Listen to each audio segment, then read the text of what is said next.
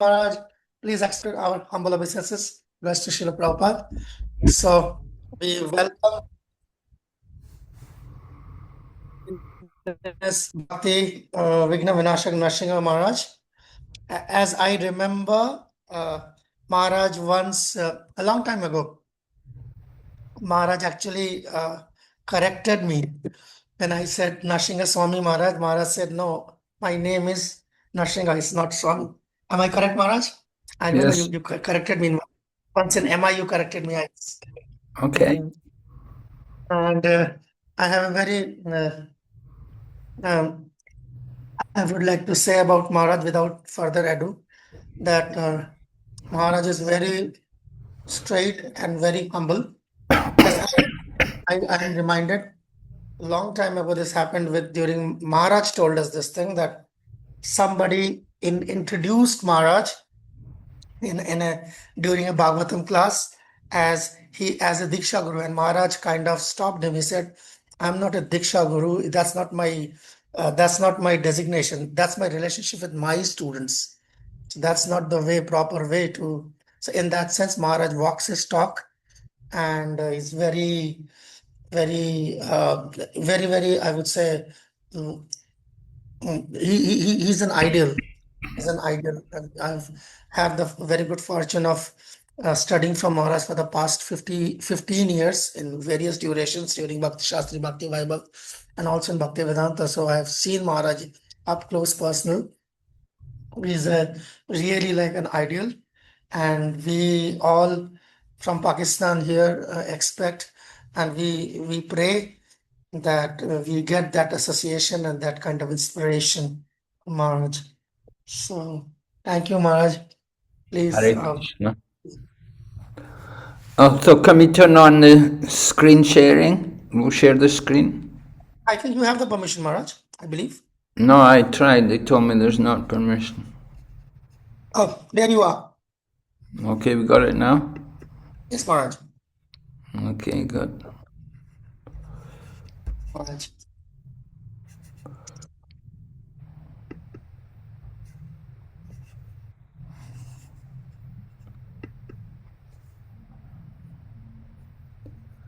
So, are you able to see the screen okay? Yes, Maharaj. Stay.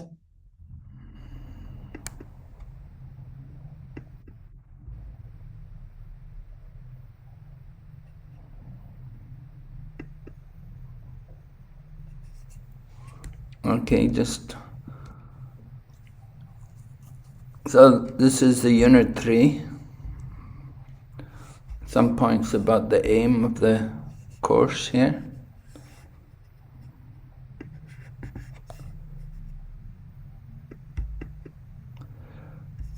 Okay. This unit aims to deepen students' understanding of the workings of the three modes of material natures. Three modes being Sattva, Rajas and Tamas, described in chapters 13 to 18, Bhagavad Gita. This unit aims to help students identify the symptoms of the three modes and become more aware of how these modes may be influencing them. Are the modes influencing you? Probably, yeah. Influencing all of us, right? The material energy, very powerful. And finally, this unit aims to equip students with skills required to elevate themselves to sattva gun and ultimately transcendence. Well, I hope most of you are probably already there in sattva gun, and maybe even many of you are in transcendence. I hope so.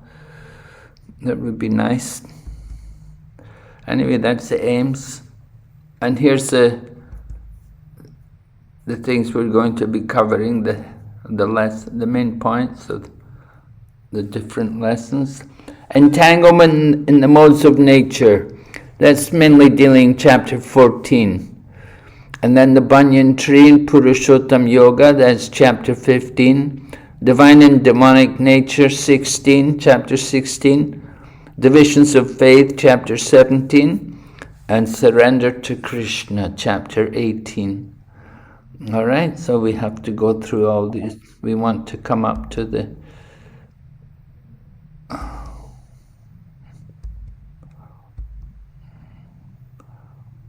Okay, so anyway, we're going to begin with chapter 13.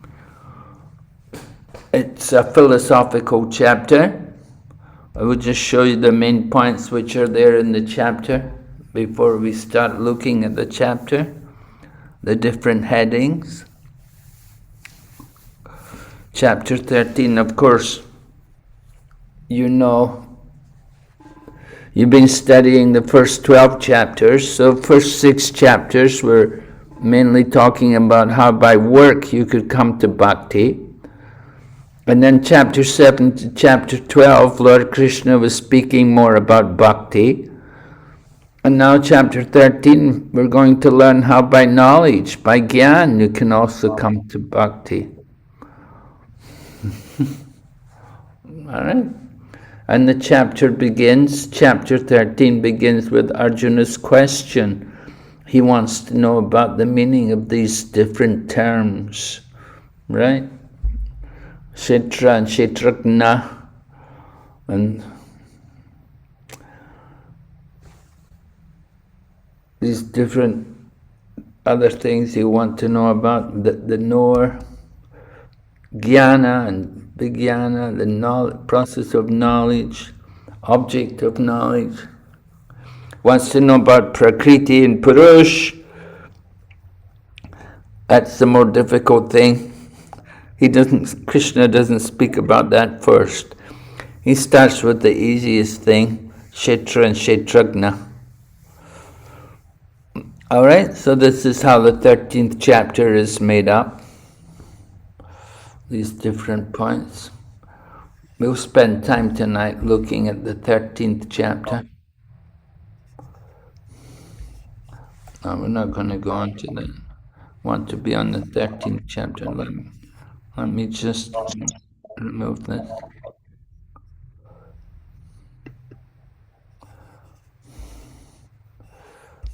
Okay. So then,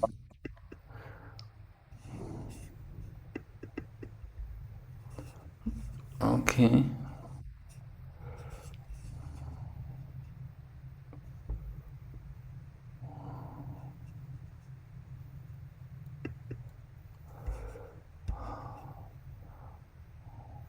All right, so here we have 13th chapter. Arjuna begins with his question.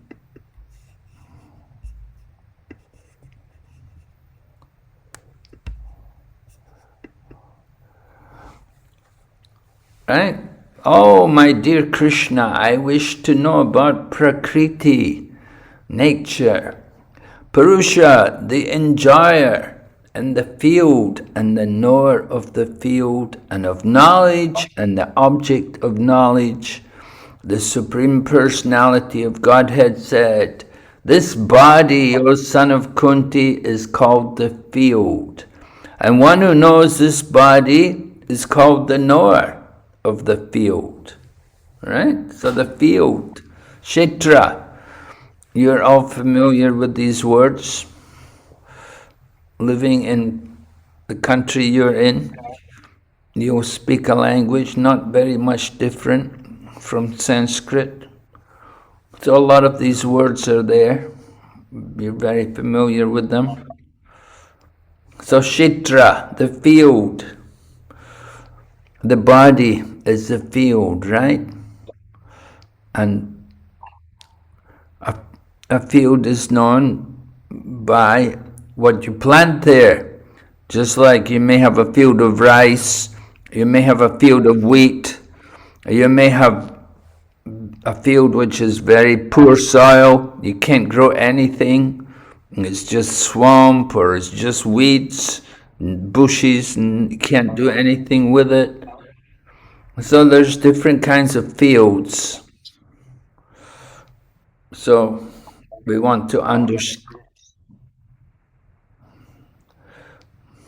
There's some...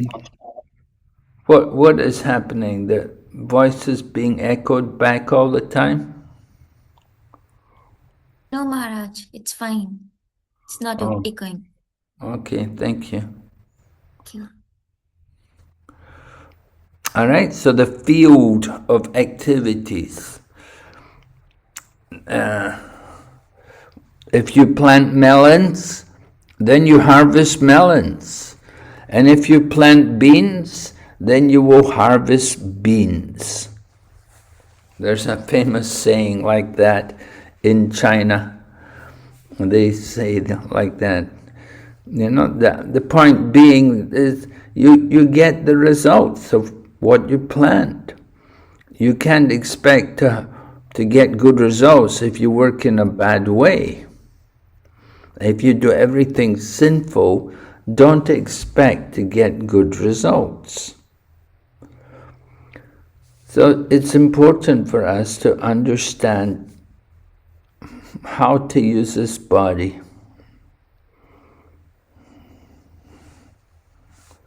Right? Just as it mentions here, Krishna immediately begins to address Arjuna's third topic by identifying the body as the field. He also deals with the fourth topic by saying that the soul is the knower of the field. The knower of the field is Kshetrajna. You've got the Kshetra, the field, and the Kshetrajna, the knower of the field. We had a nice devotee, Kshetrajna, in Prabhupada's time. I haven't seen him for a long time. So, in texts 1 to 7, Krishna will continue to explain the field of activities and the knower of the field. In text 3, he will also begin to explain knowledge, the fifth topic about which Arjuna inquired. Right? Prakriti and Purush, that will come later. More complex. Easy things first. So, the body, the Kshetra, and the knower of the body, the soul, the Kshetrajna, the knower of the body. So, there are two knowers in the body, of course. We will be hearing about that. We have one body, but there are two knowers in the body. There's the, we'll discuss that when we come to it.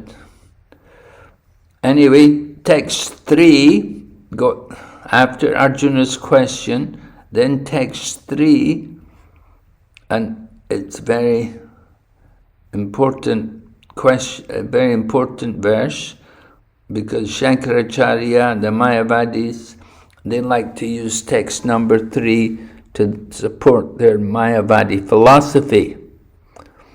Text number 3, O Sayano Bharata, you should understand that I am also the knower in all bodies. And to understand this body and its knower is called knowledge. That is my opinion. Alright? So Krishna is giving us his definition. What is knowledge? Knowledge means to understand the body and its knower. So common people, they understand the body. Not many of them understand that there's also a knower in the body. And even less people will understand that there are two knowers in the body.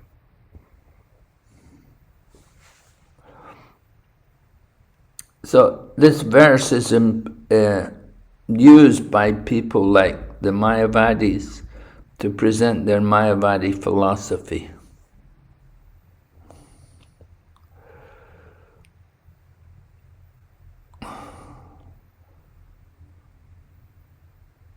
Prabhupada introduces the concept of the super soul here.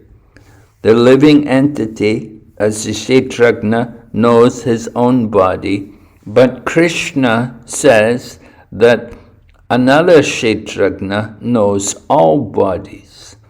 that Kshetrajna is the super soul.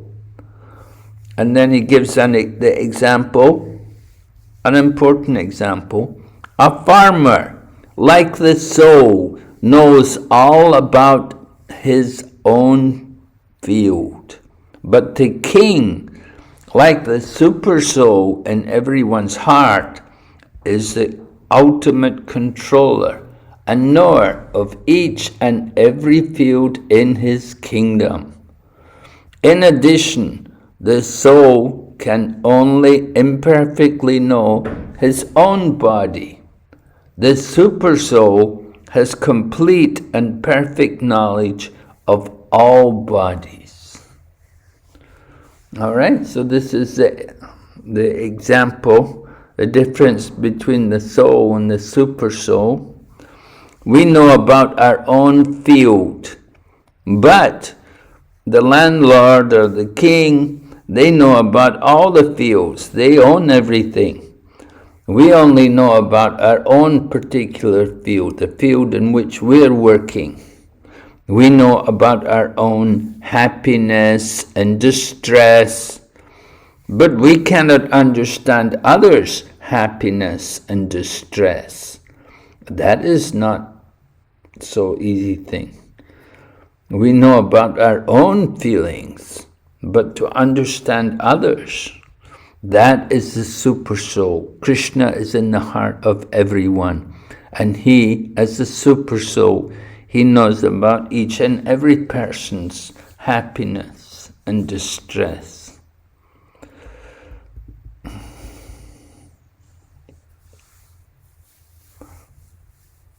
And then Prabhupada talks about knowledge. Jnana. Jnana is knowing the body, the soul, and the super soul. Right? We said two knowers of the body. There's the soul and the super soul. So this will be discussed in text 8 to 12, and then later at text 24 to 37, where he will explain the process of achieving knowledge. So perfect knowledge is described.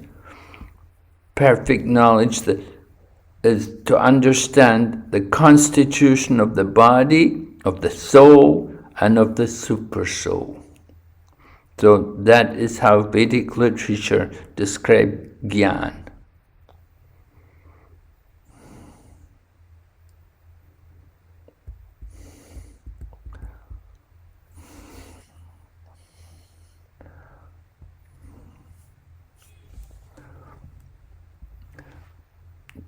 So,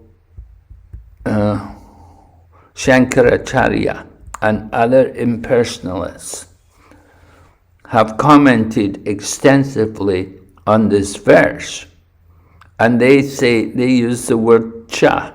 Means you should know that he who is the knower within the body is also me.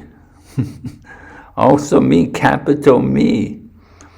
In other words, the soul is the same as the super soul. So this is an important point brought out in this chapter, whether or not there is one soul or two souls. You know, there's the Advaita philosophy, where there's one soul, and there's Dvaitism, where there are two souls. For example, Madhvacharya, he preached Dvaitism, two souls. But Shankaracharya, he preached monism. What is monism, or the Advaita philosophy? That one soul. One time there was one magazine, it was called Bhavan's Journal, published in New Delhi. So that they came to see Srila Prabhupada, and they asked Srila Prabhupada about this. One of the questions they asked Prabhupada, who is right, monism or dualism? Is there one soul or are there two souls? And Prabhupada said, they are both right. Let them both chant Hare Krishna. So Prabhupada didn't get into a big philosophical argument. He thought, let everybody just chant Hare Krishna. So in arguing with people, you often find you don't get very far. Trying to argue with the impersonalists, very difficult. You know, they have a lot of arguments themselves. We may spend a lot of time arguing with them. What we're encouraged to do is chant Hare Krishna, chant the Mahamantra, and then we distribute prasadam. Get them all to chant Hare Krishna. Just like when Lord Chaitanya was in Benares, he met with Prakashananda Saraswati. Now usually he would not meet with the Mayavadi sannyasis, but for the sake of his two devotees, that was Tapana Mishra and Chandrasekhar, they were having difficulty. They could not defeat the Buddhists and the followers of Shankaracharya. So Lord Chaitanya helped them by attending a meeting with the Mayavadi sannyasis. And when he attended the meeting with them, at that time he discussed with Prakashananda Saraswati the philosophy of Vedanta. And Lord Chaitanya convinced them about the importance of chanting the Mahamantra. And they all chanted. Lord Chaitanya's preaching was a success because he got them to chant the Mahamantra. And when they chanted the Mahamantra, after that, then Lord Chaitanya took prasadam with them. Usually he would never take prasad with the Mayavadis, but after they chanted Hare Krishna, he thought, now they're purified. Now I can take prasad with them. Otherwise, we don't associate with these people. But Lord Chaitanya was preaching so nicely that he got them to chant the Mahamantra. And then now they're chanting, now they're devotees. Their devotional life has begun. All right, so anyway, Barijan Prabhu gives some arguments about how to challenge the Mayavadi philosophy.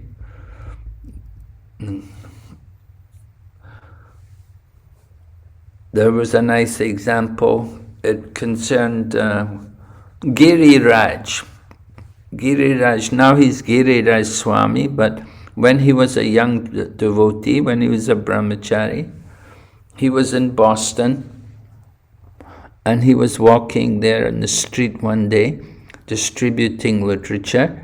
So he met one young man, and the young man was arguing with Giriraj, and he was telling to the young man, he said, it's all one.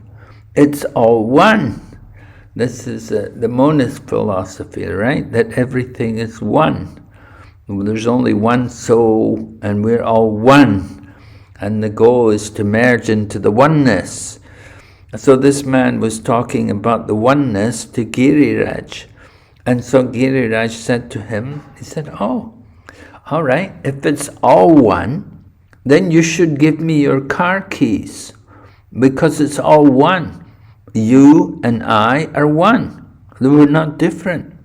So you should give me your car keys. So the man brought out his car keys and gave them to Giriraj. And then Giriraj said to him, and you should give me all your money also. And so the man also got his wallet out and he gave all his money to Giriraj. And then Giriraj said, okay, thank you very much. Now I'm going. And the man said, hey, wait, give me back my car keys. Give me back my money. But Giriraj said, no, it's all one. We're all one. So you don't need the money, you don't need your car keys. Thank you. Right? So that was one example. You may be able to use that example sometime in your preaching. We often have to present our own personal philosophy to try to defeat Mayavadism. But we don't encourage devotees to spend a lot of time arguing with people. The best thing is to chant Hare Krishna mantra and to let them have prasadam, and they can get purified. But if we argue philosophy with them, we waste a lot of time and get nowhere. Another time, Prabhupada was in London, and he was preaching. One young man come. This young man was not a devotee. Anyway, he came and he was sitting there listening to Prabhupada. And then he started arguing, he started asking questions and, a little bit challenging questions. And Prabhupada would answer his questions, one after another. Prabhupada would answer his questions. But the man was not being submissive, he was not really surrendering. And he kept asking more and more questions, not very nice questions. So then after some time, then Prabhupada got up and went for a walk. And he went for a walk for some time with the devotees, then he came back. And when he came back, they passed the temple room. And Prabhupada saw in the temple room, the young man who'd been arguing with him, he was in the temple room. And he was taking part in the kirtan. He was chanting and dancing. And Prabhupada said, this is how to preach. Prabhupada said, this is the best way to preach. Let people join in the kirtan. He said, you see, I gave him so many arguments. And Prabhupada's arguments, of course, were very powerful and pure, but they were not going into the man's head. But when the man went to the temple room, took part in the kirtan, he's chanting and dancing, then he's getting some purification, because the holy name is coming from the devotees. Okay? So we often have to face Mayavadis, and Prabhupada's pranam mantra is like that, Nirvishesha Shunyavadi Paschatya Desatarine. Preaching the message of Lord Chaitanya, Gauravani Precharine. Right? We're preaching the message of Lord Chaitanya in the Western world just to defeat impersonalism and voidism. These are the two enemies of the Vaishnava, Mayavada and Sunyavada. So we try to preach the message of Lord Chaitanya and deliver people from those ignorant philosophies.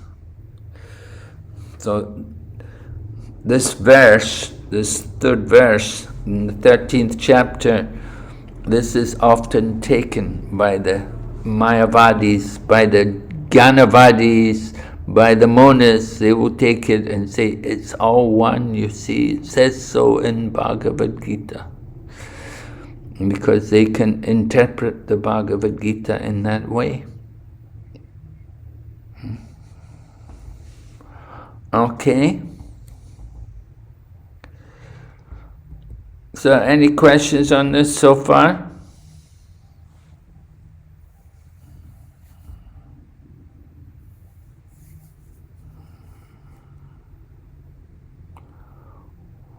Anybody like to tell us how they defeat Mayavadi philosophy when you come across it? When you meet people who are Mayavadis, how do you deal with them? Maharaj going to get a lot of chance there back in Pakistan. There are a lot of Mayavadis out there. A lot of Mayavadis there, yeah, right. So how do you deal with them?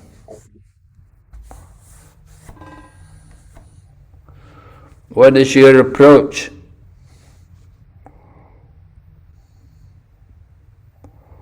Yeah, there you got a hand up, Maharaj. Yes? So who's got their hand up? Let them. Hare Krishna Maharaj Ji, please accept my humble obeisances. It's Hari Priyada Devidasi. Maharaj Ji, as you shared some experiences or pastimes, so what we learn is that we don't argue with that monist philosophers. We just ask them to chant Hare Krishna and give them prasadam. this is what we can do. Okay. Yeah, I think that's the right approach. I think that's the right thing to do. Chant Hare Krishna and give them prasad. Make friends with them. Actually, most people, although they may accept Mayavadi philosophy, they can easily be changed, you know. Yes, somebody else has their hand up? Just Maharaj, I had a question. Uh, First of all, then what? I don't know where is the hand raise button, so I'm directly asking you. May I? Okay, go ahead. Yeah, Maharaj, like in the translation of the verse, Krishna in the end says, "That is my opinion." So Krishna has already established in the previous chapters himself as the supreme controller. So why does Krishna keep repeating this? That is my opinion. Although Krishna can simply say his whatever he wants to thoughts in very forcible way. Why there's the bit of a scope for the opinion or such kind of word? Well, he wants to confirm, you know, he wants to make it clear that this is how he thinks of things. You'll see in the next verse, or text number 5, you'll see how it's not only Krishna, but other things are also required. You know, we say Sadhu, Shastra, and Guru. Sadhu, Shastra, and Guru all should be there. So, Krishna is the original Guru, he's the original teacher. And as you said, he's already been accepted as the highest truth. He himself said in the 7th chapter, there is no truth superior to me, everything rests on me. So Krishna is saying, this is my opinion, so we should understand this is his opinion. This must be how it is. Because Krishna says like this, so no need to accept anybody else's opinion. Just hear from Krishna. And the 7th chapter also said, now hear from me, O Arjuna. So this Krishna is saying, this is my opinion. So we accept Krishna's opinion. We follow Krishna. So Krishna is telling us what is his opinion. All right. Yeah. Okay. Thank you, Maharaj. Thank you. Okay. Any other question or hands? Any other comments? Any other hands up? there are a couple of messages there, Maharaj. Yeah, let's hear them. One of them is like, I will use Dira Sai Maharaj method. And the other one is like the same as you said, distribute prasadam, they will take this Bina. This is from Bina. Yeah. मैंने प्रभु को बता दिया. Okay, fine, yeah. That's what is Maharaj. Okay. All right, we'll go ahead.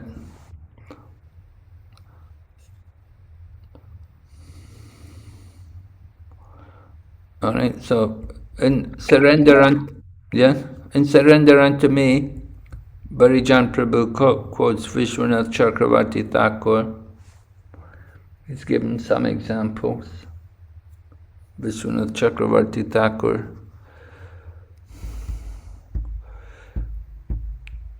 He says, like a farmer, the Kshetrajna is also the enjoyer of the fruits of the tree in his field,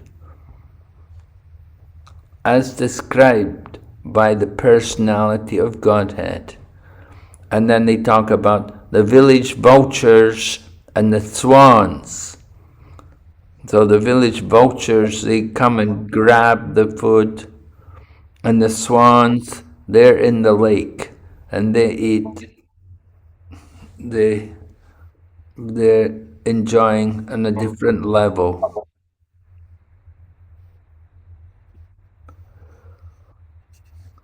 the vultures, they eat the fruit of misery.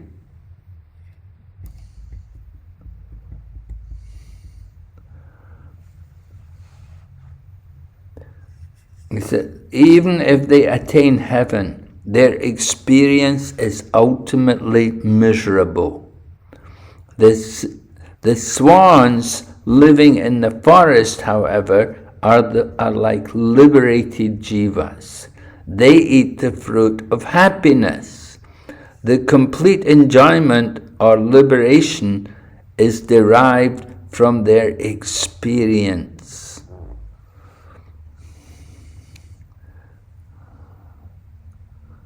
Thus, the one tree of material existence appears in many forms.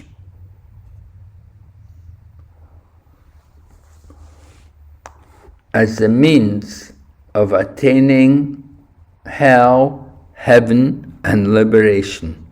Because it is born from the Lord's external energy, it is called Maya Mayam.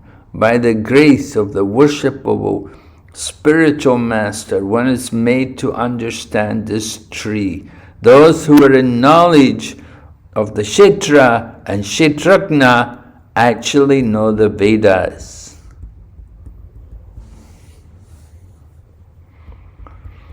All right.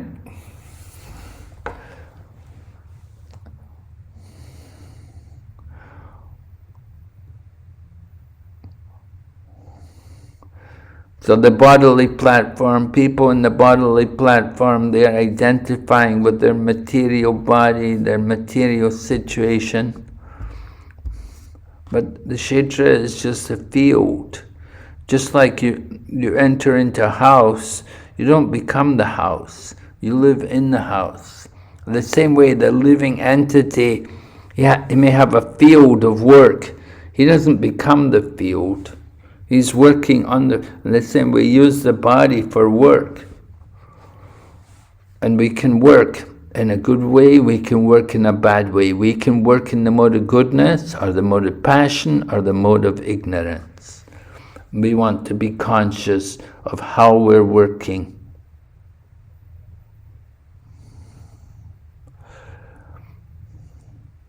All right, so this is something about the body and the field, the Kshetra and the Kshetrajna. We need to know there's one field, one Kshetra, and there's two Kshetrajnas, the soul and the super soul. But the Mayavadis, they will argue there's only one. Anyway, Lord Krishna continues to explain the field of activities and its knower in the next text. Right? The field of activities and its knower. The field of activities meaning the body. Please hear my brief description of this field of activities and how it is constituted, what its changes are, whence it is produced, who that knower of the field of activities is, and what his influences are. So all of these questions will be answered in the course of this chapter, right? And if you can see here that each of these questions they've been answered, and we're told where we can find the answers.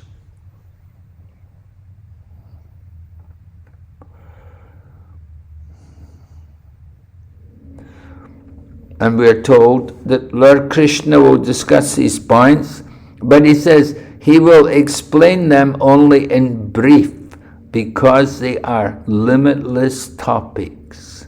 However, should Arjuna wish to know them in greater detail, then Krishna will tell Arjuna where such realizations can be found. And it's coming up in the next verse, text number 5. Now, this text number 5 is also another, quite an important verse, because the Lord Krishna is explaining where and how he's presenting this philosophy.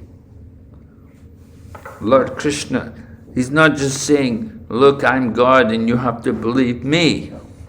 But Lord Krishna is presenting everything based on sadhu, shastra and guru. And the 5th verse says, that knowledge of the field of activities and of the knower of activities is described by various sages in various Vedic writings. So there's sadhu and shastra. And it is especially presented in Vedanta Sutra, with all reasoning as to cause and effect. So Lord Krishna even recommends which particular shastra we can look at to confirm the philosophy. He says Vedanta Sutra. Vedanta Sutra, sometimes it's called Brahma Sutras. Anyway, this Vedanta Sutra is written by Srila Vyasadeva, and it's very difficult for people to actually understand Vedanta. Veda means knowledge and Anta means the end. So Vedanta means the end of knowledge. So, okay, we're interested to know the end of knowledge, but it's put in the form of a sutra. So sutra means it's condensed. It's, just like you have condensed milk. You boil the milk down, you thicken the milk. So Vedanta Sutra, the Vedic knowledge, Vedas is very vast. There are so many books, vast. But the Vedanta Sutra is where everything is condensed. It's brought down into a more concise form. But because it's a sutra, because it's sutras, it's difficult to understand. And the Mayavadis, the followers of Shankaracharya, they like to just study Vedanta Sutra. That's their business. That's what they do all the time. They just study Vedanta. Read Vedanta. And they criticize Lord Chaitanya. They said he's not studying Vedanta. They thought Lord Chaitanya did not know Vedanta. But of course, when they talked to Lord Chaitanya, then they found out actually he knew the Vedanta. Because he's the author and he's the compiler of the Vedas. So Lord Chaitanya could convince them by his own arguments, by his own philosophy. So we also study Vedanta in the form of Srimad Bhagavatam. Srimad Bhagavatam is the authorized commentary on Vedanta. The Mayavadis, they like to make their own commentary. They will read so many bogus Mayavadi statements, but we simply stick with the Vaishnava commentaries. And Srila Vyasadeva, he wrote the commentary on Vedanta Sutra, and then afterwards, also Baladeva Vidyabhusan, he also wrote a commentary, an important commentary on Vedanta Sutra. So we're very fortunate. We have so many wonderful scriptures to support our philosophy. So Lord Krishna, anyway, he's showing that you want to establish a point, you should have three. You should have sadhus, you should have shastra, and you should have guru. So all three are important. If you only have two and you miss one, then something is wrong. It's very important that you have all three. That what we're saying, what we're doing, is supported by sadhus, by shastra, and by our guru. So sometimes we will do an exercise on that, and we'll ask the devotees that we want you to tell us what happens if you didn't have Shastra, if you only had Sadhu and Guru, You had no Shastra, what would happen? Yeah, I mean, there are people like that, of course. There are people who have, they speak so much. They don't have any Shastra, they don't follow any Shastra. They just speak and they say, I've realized everything myself. No. But of course, what they've realized is something impersonal. They have not realized the actual truth. But these kind of things in the Kali Yuga, they become prominent. And you can see here, quoting the point which Prabhu brought up, that Krishna had said in text 3, that is my opinion. Although he has already established his position as the Supreme Lord, he nonetheless refers to two other authorities to substantiate his words. Krishna, in the role of Guru, presents corresponding references to Sadhu and Shastra. So the Supreme Personality of Godhead Krishna is the highest authority in explaining this knowledge. Still, as a matter of course, learned scholars and standard authorities always give evidence from previous authorities. Krishna is explaining this most controversial point regarding the duality and non-duality of the soul and the supersoul by referring to scriptures, the Vedanta, which is accepted as authority.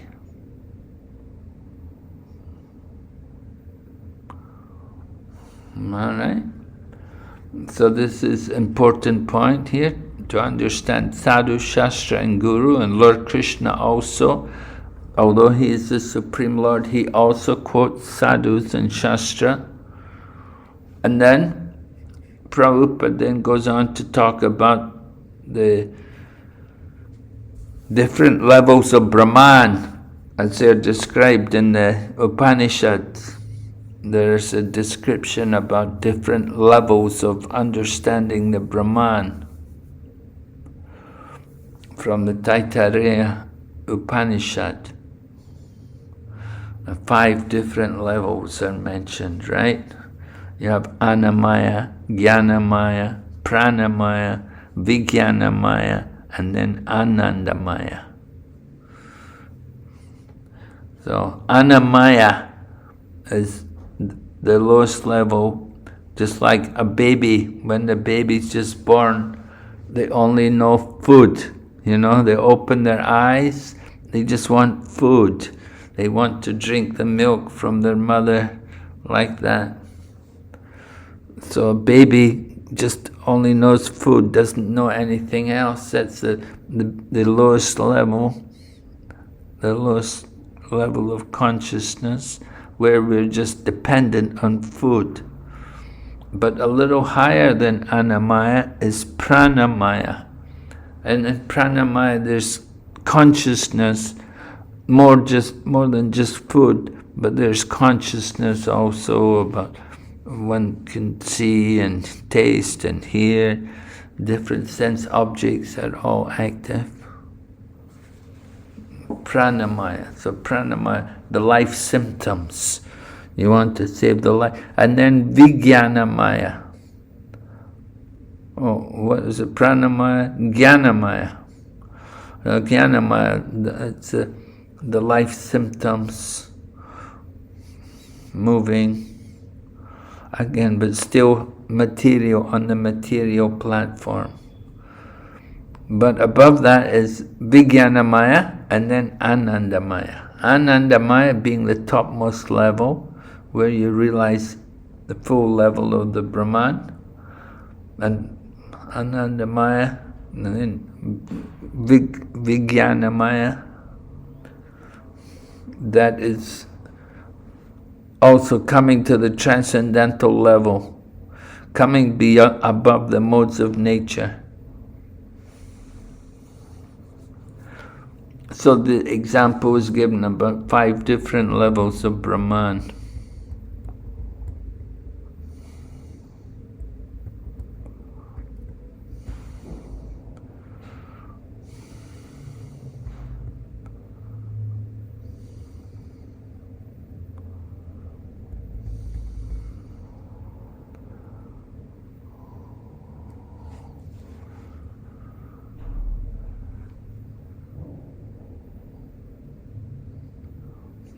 Okay, in the purport it said, one experiencing the Annamaya stage experiences a unifying oneness by viewing all as potential food.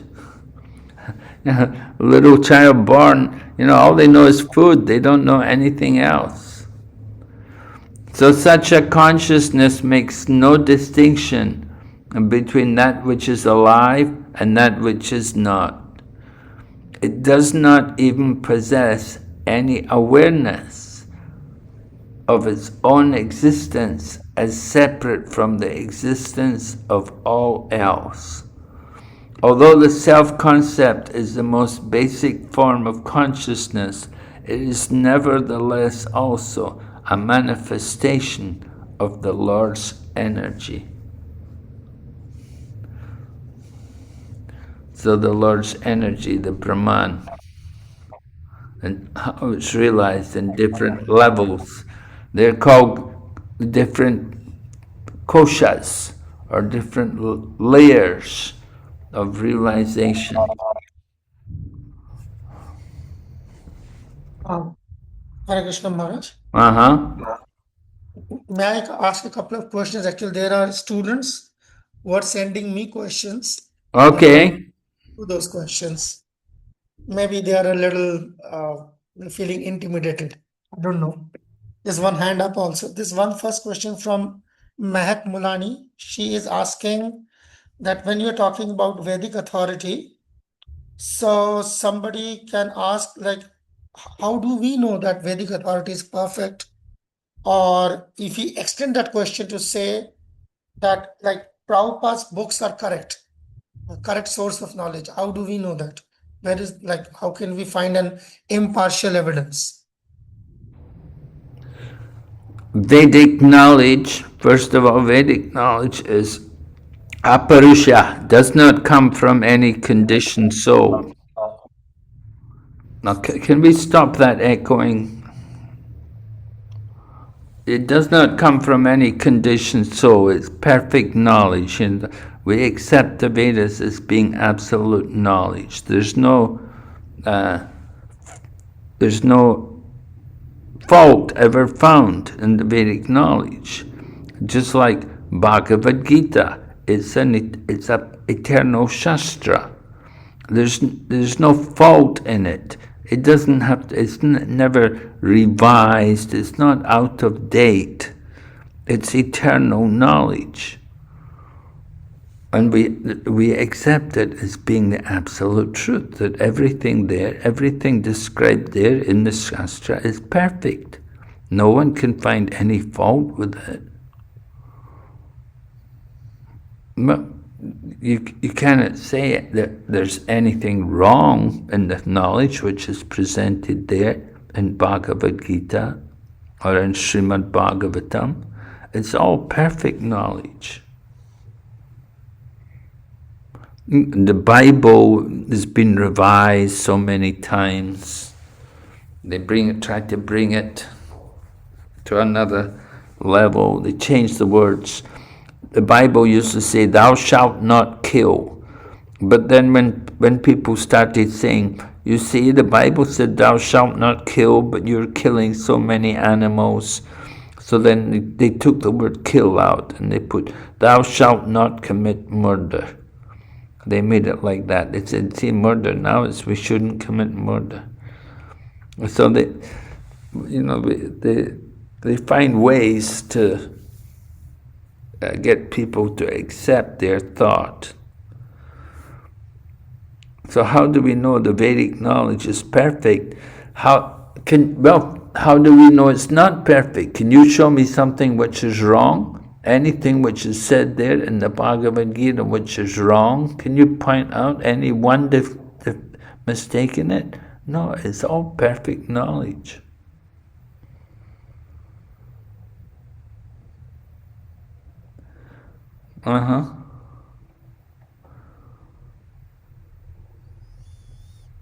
Yes, you got some more questions there?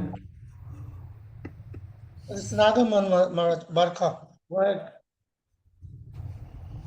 Hare Krishna Maharaj, please accept my humble obeisances. My question is basically the word field of activities. Are we referring to the physical body only, or the mind or intelligence too? Like a person is not only a body, but he is not either the mind. Yeah, the subtle body is there. The subtle body is also there with the gross body. Yeah, at the kshetra. So the kshetra is both the physical gross body and the subtle body. Okay. And Maharaj, one more question. So it's like we do have a limit of like harvesting the crops. Like if we want to plant something, we have to usually take a good care of it to harvest, the good crops, right? So, but we have like seen really great examples of the saints of like in the ancient times. They used to go beyond their bodily health and used to do the great tap and tapasyas to attain the self spiritual realization. So, is it like even though I am not this body, we have to go beyond this capacity of the body to get the spiritual realization? Well, we have to come out of the bodily concept of life to get realization. Yes. You have to give up that bodily concept of life. If you're in the bodily concept of life, then you won't have any thought of higher transcendence, of higher knowledge. Because you're so much on the physical platform. You're just attached to the body, and the body means the senses. And we're thinking about enjoying the senses. We're just thinking about how to get that pleasure for the senses. You don't think about the real business of life.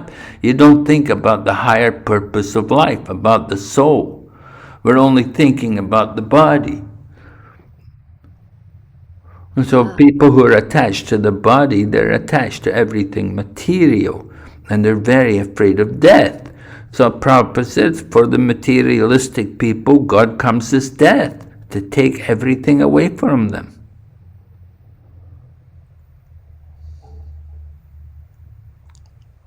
You understand? Yes, Maharaj. Thank you so much, Maharaj. Hare Krishna. Krishna. Hare Krishna Maharaj, accept my humble obeisances. As you said that no, never ever find any fault in the like Bhagavad Gita or any Shastras, but how can we know that the knowledge comes from Guru Parampara is correct or authentic?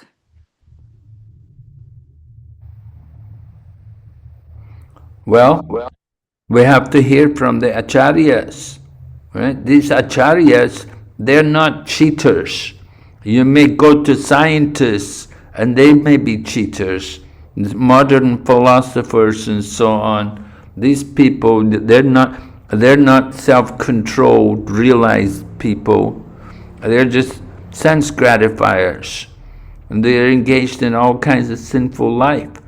But we're taking knowledge from the Mahajans, from the Acharyas, and they're perfect in their standard of behavior. They control their mind and senses. They're not attached to material sense gratification. They live a life of self-control. And they're an example for everyone. So yeah, we can trust them. They're not cheaters like these other people who are so-called scientists and so on. They're often womenizers and drunkards and meat eaters and everything.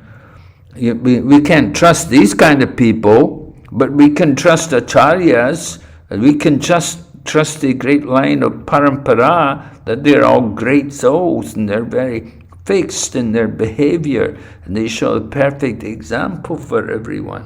So we can trust these people, right? But we don't trust materialistic people. They may be big scientists, they may be Nobel Prize winners or whatever, but actually they could be men of the lowest standards of behavior. You understand? Yes, but there is another question in the chat box, sorry. Especially in the Pakistan or in India or I think so many countries, there are so many types of Bhagavad Gita present here. So how can we convince the people to not follow other Gita? Yes, but there are many different editions of Bhagavad Gita. So you have to find out what is the authorized edition of Bhagavad Gita. You have to see who is actually presenting the Bhagavad Gita, the message of Lord Krishna, and who's using the Bhagavad Gita to present their own philosophy. Just like so many these Bhagavad Gitas, the people who present the Bhagavad Gita, they use it to present their own philosophy. They don't present Krishna's message. They're simply using Krishna's name to present their own philosophy. So these people are cheaters and rascals. And there are so many Bhagavad Gitas like that. So we have to be intelligent. We have to distinguish who is really presenting the Bhagavad Gita and who's just using it to present who's using the Bhagavad Gita to present their own philosophy.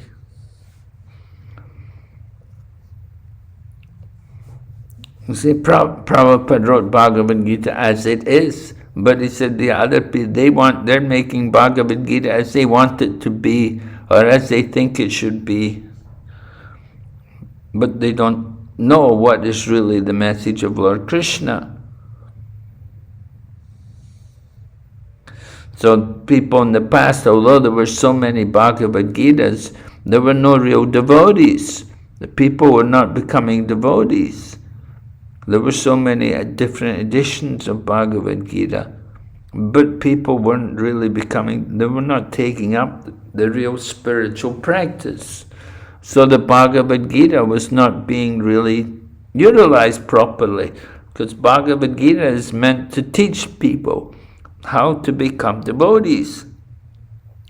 You're meant to see people actually become devotees from reading Bhagavad Gita and take up the practice of bhakti yoga.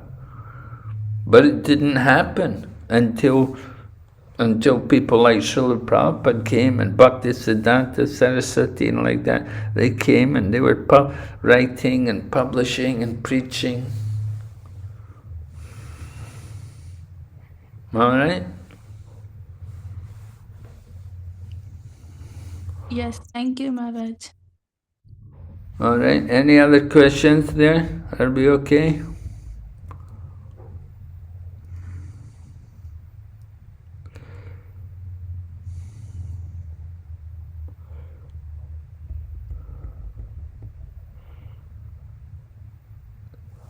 So Srila Prabhupada writes from Srila Prabhupada's purport, to enjoy his transcendental bliss, the Supreme Lord expands into Vijnanamaya, Pranamaya, Jnanamaya, and Annamaya. In the field of activities, the living entity is considered to be the enjoyer, and different from him is the Anandamaya. That means that if the living entity decides to enjoy in dovetailing himself with the Anandamaya, then he becomes perfect. This is the real picture of the Supreme Lord as the supreme knower of the field, and the living entity as the subordinate knower, and the nature of the field of activities. One has to search for the truth in the Vedanta Sutra or Brahma Sutra. Right?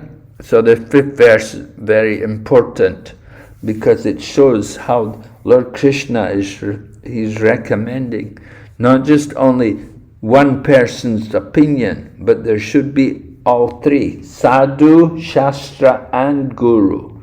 You have to confirm with these three authorities. And if you've got these three authorities, then you are correct.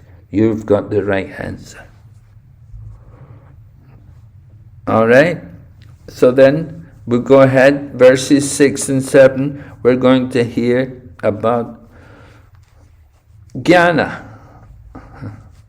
Oh, first we're hearing about the field of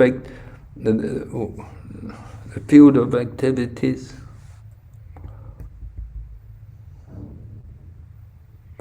The field of activities and its interactions.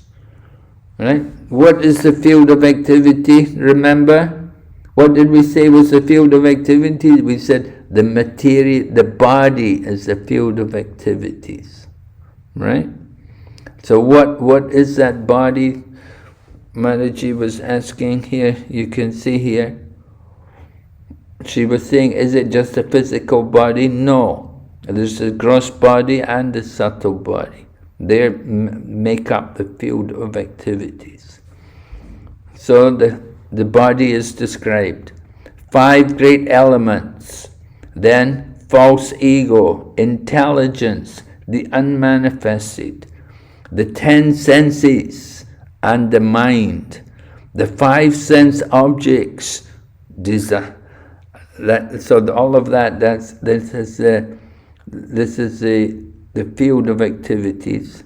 And then its interactions are described. Interactions are there.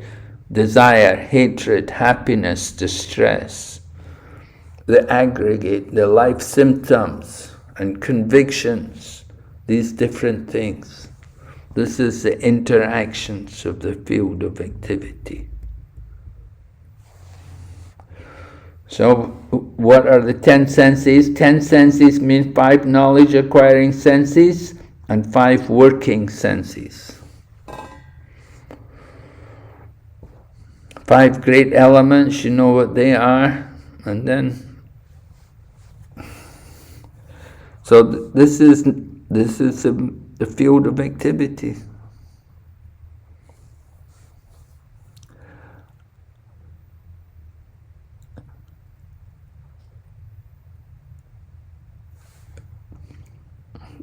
Prabhupada, it says here, text 6 lists the 5 great elements: false ego, intelligence, the unmanifested, the 10 senses, the mind and the jiva.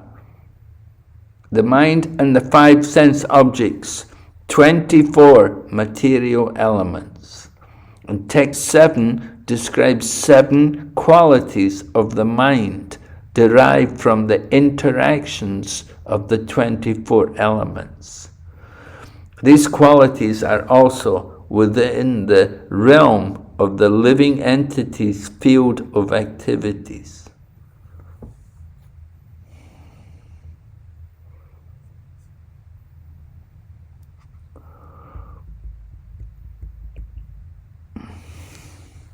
So the changes of the body are mentioned, right? We know that.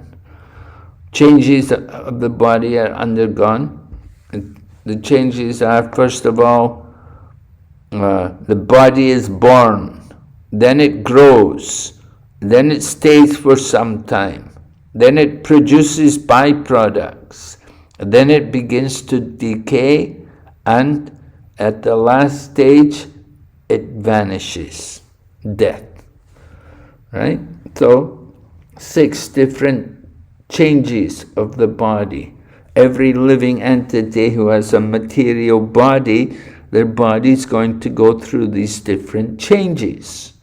We take birth, we may remain for some time, produce some byproducts, meaning you may have a child or something, and then the body gets old, and then eventually it's going to die. Everybody. Everyone, we're all going to go through these stages, right? But for a devotee's not very much worried about death because he knows the nature of the body. The body's doomed to die. We take birth in a body, one day we have to give up the body. And death is just a change of the body. So Prabhupada writes, or rather Bharijan Prabhu writes, the field is a non-permanent material thing. However, the Kshetrajna, the knower of the field, its proprietor, is different. And then Bharijan goes on, he gives an example about the child in a playground, or he's in a garden, and he's put inside the garden with a big fence around it. And so inside the garden he has his toys and everything, and he's playing happily, but he can't go beyond the garden, he can't go beyond the fence. There's a big fence and the gate's locked. So the child is playing in his garden. In the same way the living entity is playing in his field of activities, enjoying his life in the field of activities. But we're stuck in the body, we can't go beyond the body. He gives the example, an earthworm has a very small field of activities. He cannot read, he cannot write, he cannot jump or run. He can only crawl through the dirt. And when he's on the surface when it rains, and when it stops raining, then he can crawl back into the soil. And a dog has a relatively larger field of activities. And a human being has a still larger field. So one's kshetra is based on his karma. Right? The body which we have, it's the reactions of our past karma. And the same way, the activities which we're doing now, we're preparing for the body in the future. All right? So the field of activities, the body, 24 elements.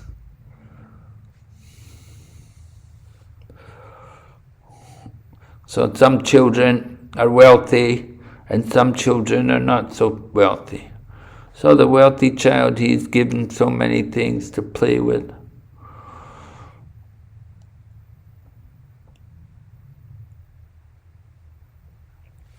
So similarly, the living entity, according to the limitations of the body and mind he's received through his karma, he cannot see beyond his limited field of activities. He can only see his own activities.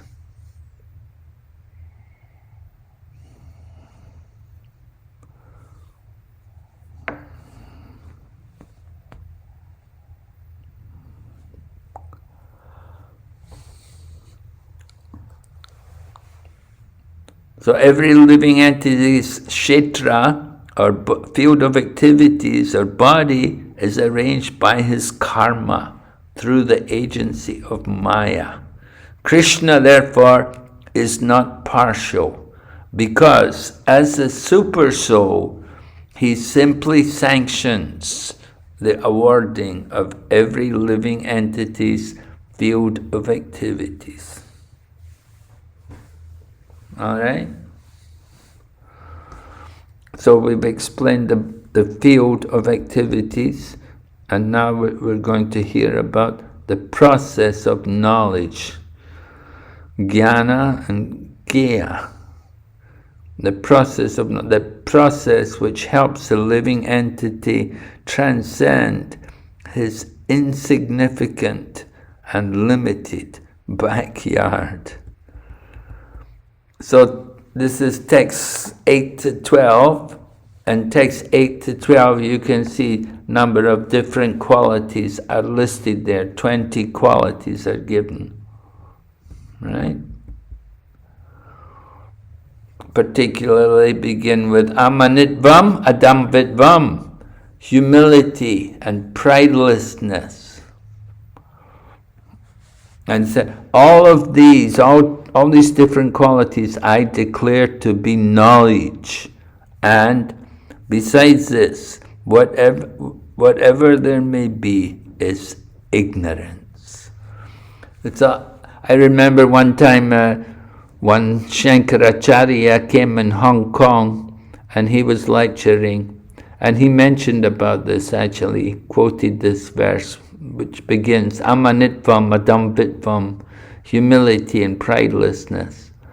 What happened was the Shankaracharya man was talking to some young students, and the young students were saying, oh, knowledge is important, we need to get our material education, we need to go to university, we have to study, get our degrees. But Shankaracharya said to them, well, according to Bhagavad Gita, real knowledge begins like this, amanitvam adamvitvam, humility and pridelessness. This is real knowledge. And of course, at the modern times, we don't see that kind of knowledge very prominent. But in Bhagavad Gita, this is the basis of knowledge.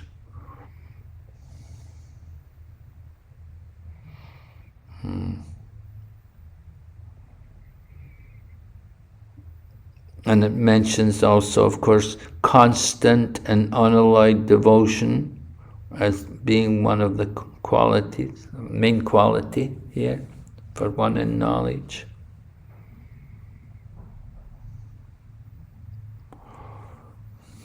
Okay.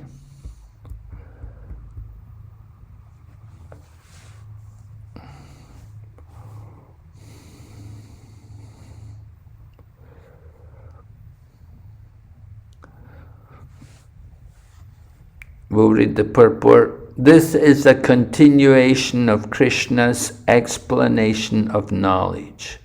Krishna has already defined knowledge as knowing the field and the two knowers of the field. These verses describe the process of obtaining jnana. According to Srila Vishwanath Chakravarti Thakur, of the 20 items mentioned, 17 apply to both the jnani and the bhakta. The last two, namely accepting the importance of self-realization and philosophical search for the absolute truth, are technically only for the jnani. Constant and unalloyed devotion to me is the sole quality specifically for the devotee. All other qualities come to a devotee who exclusively endeavors for constant, unalloyed devotion. So, if we can develop constant, unalloyed devotion, all the other qualities will also be there.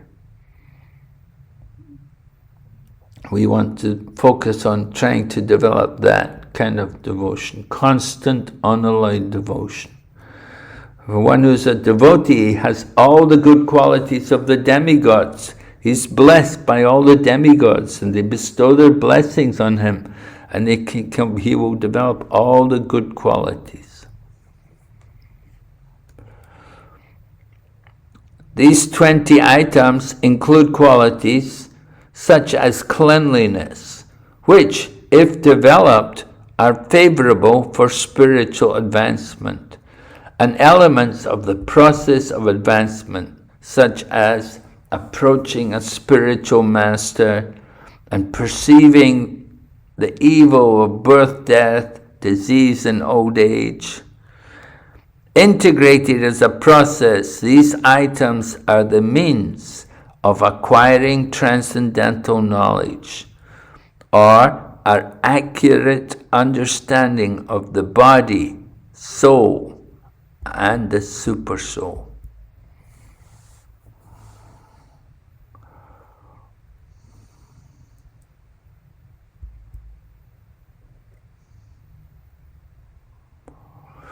Srila Prabhupada explains the relationship between the process of knowledge and the field of activities.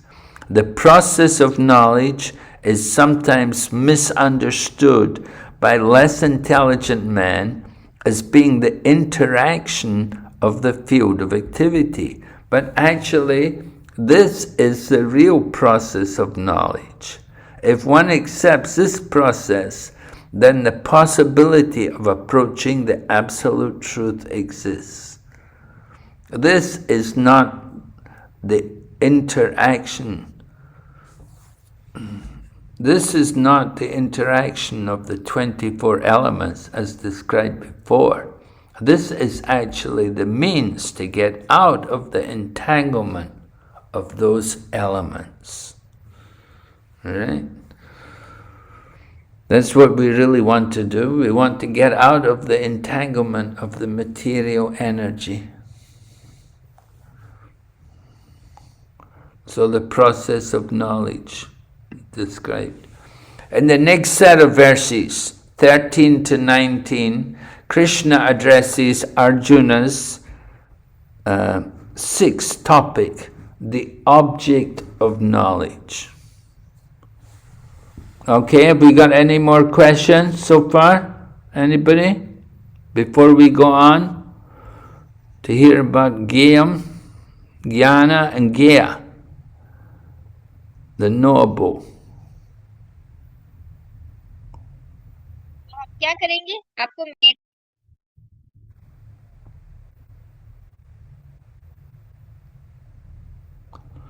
Is somebody there can tell me what's happening? Hare Krishna Maharaj, please accept my humble obeisances.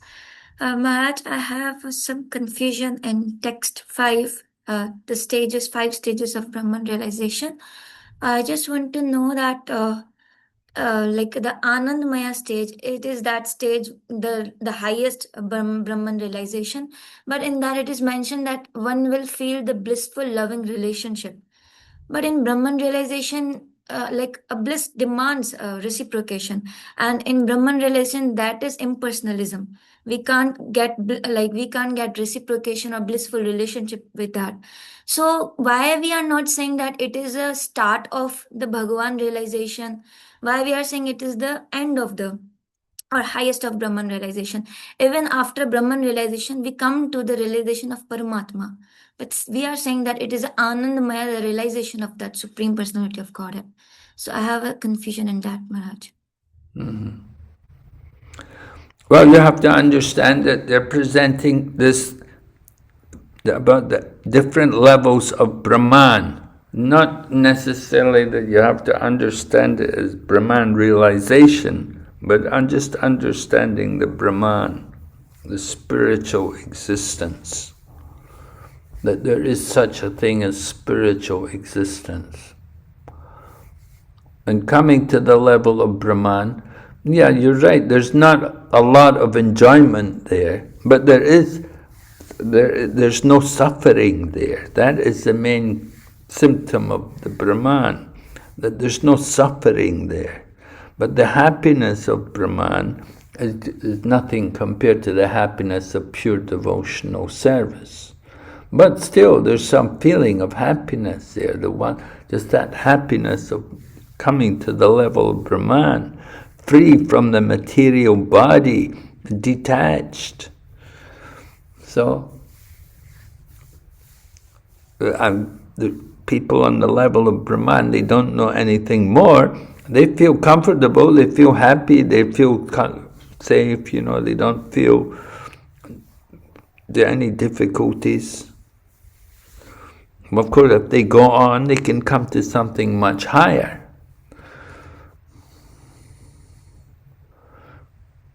So even in Brahman realization, one can make that loving relationship with the absolute truth. Is it possible, Maharaj? If one is on the level of Brahman, yeah, if one is in the level of Brahman realization, at last he can make the loving relationship, even in the Brahman realization, Brahman stage.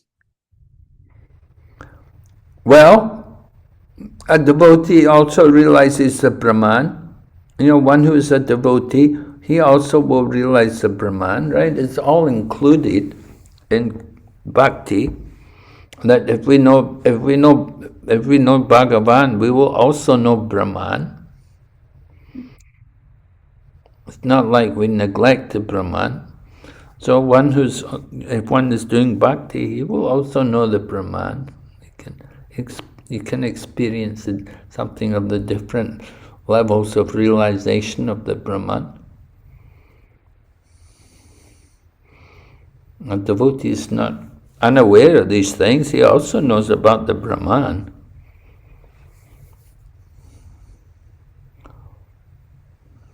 Okay, Maharaj, thank you so much.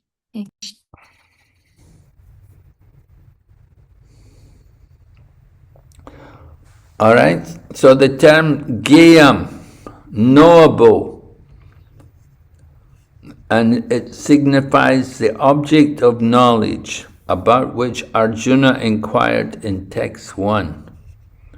So Srila Prabhupada clearly mentions here that there are two knowable objects. The Lord has explained the field of activities and the knower of the field, and has also explained the process of knowing the knower of the field of activities. Now he begins to explain the knowable. First the soul and then the super soul. Right? There are two knowables. There's the soul and the super soul. By knowledge of the knower, both the soul and the super soul, one can relish the nectar of life.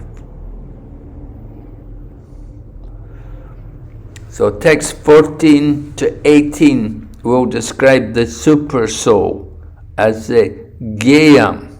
And this text, as Srila Prabhupada explains, describes the first object of knowledge, the soul. The description of Brahman mentioned in this verse is in relation to the individual soul. And when the word Brahman is applied to the living entity, it is to be understood that he is Vijnana Brahman, as opposed to Ananda Brahman. Ananda Brahman is the Supreme Brahman, personality of Godhead. These terms Ananda and Vijnana refer to the discussion in text 5, where the terms Ananda Maya and Vijnana Maya were discussed. Right? So, we want to understand these words. Vijnana Maya, different from Ananda Maya. Ananda Maya is Krishna, and Vijnana Maya is a living entity.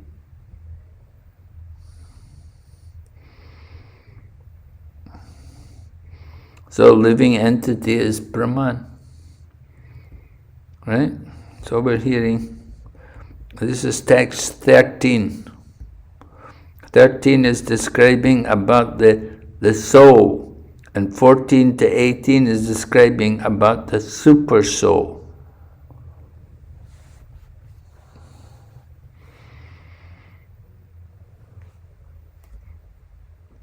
Text 14. Everywhere are his hands and legs, his eyes, heads, and faces, and he has ears everywhere. In this way, the super soul exists, pervading everything. So this is a nice impersonal kind of verse, you know. The Jnanavadis, they will love this kind of verse. It's something like what we find in the Upanishads.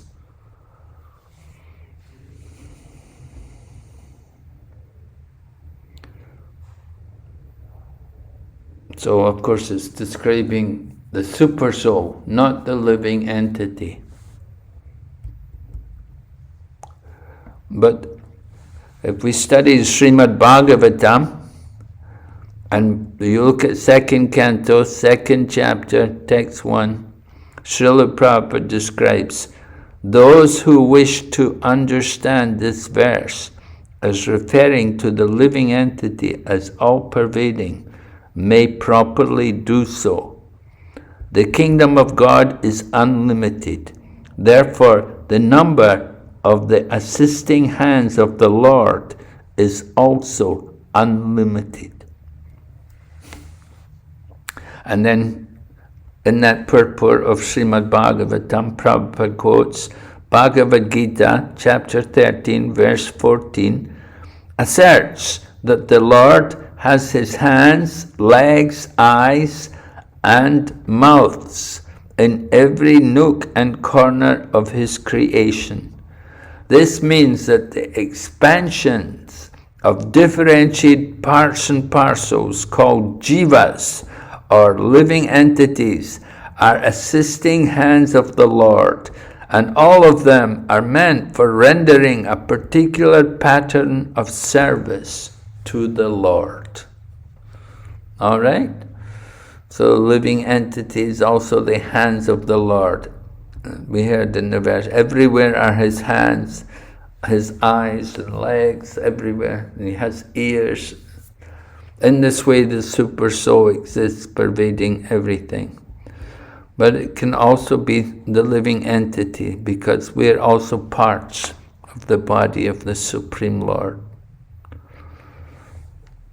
And then 15, 16 also describing about the super soul, the noble. Krishna describes the noble as avigyayam, unknowable. Right? He's the knowable, but he's described as unknowable.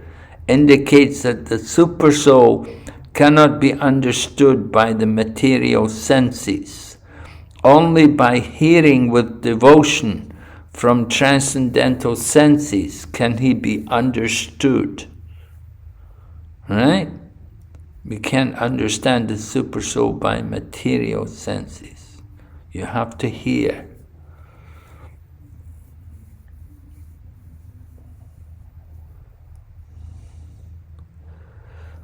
Text 17.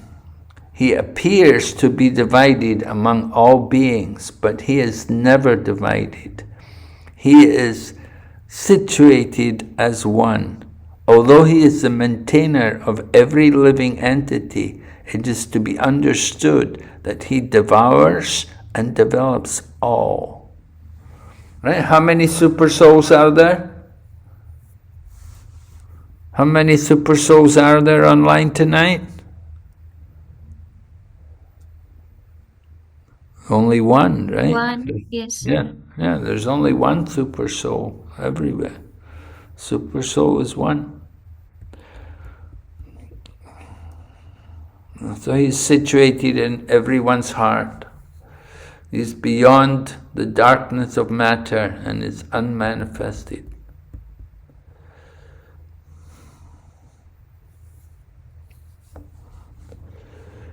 All right, so this is the Gayam, the noble, the super soul. The super soul, and the Jiva is also Gayam, also noble.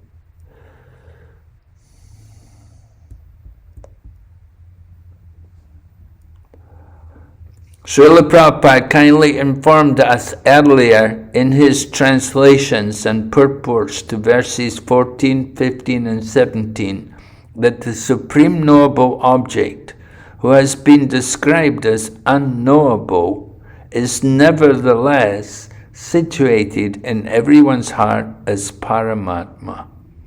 And Srila Prabhupada cited several verses from Svetashvatara Upanishad to substantiate that these Gita texts have been describing neither the living entity nor Brahman, but the super soul. Krishna ends his explanation of the noble by describing to Arjuna the qualification of one able to understand these topics. Right? And the qualification is, only my devotees can understand this thoroughly and thus attain to my nature. So Krishna, only the devotees.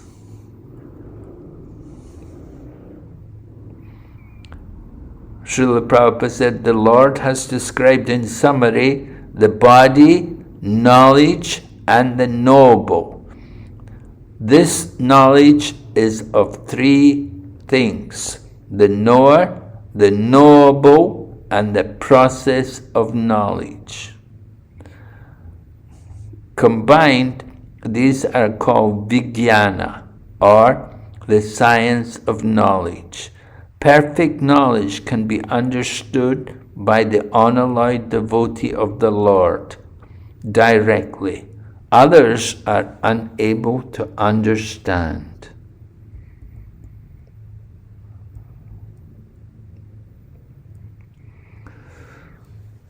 So Prabhupada has also written an important summary about everything which has been mentioned in this chapter. We'll just read it to you, just to bring it to your attention.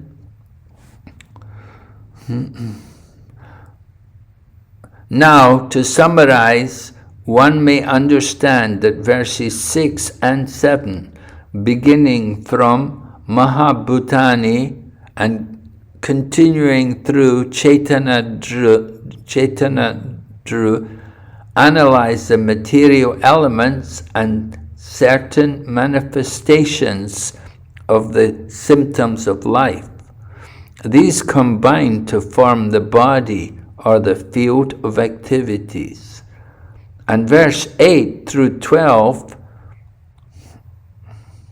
from Amanitvam through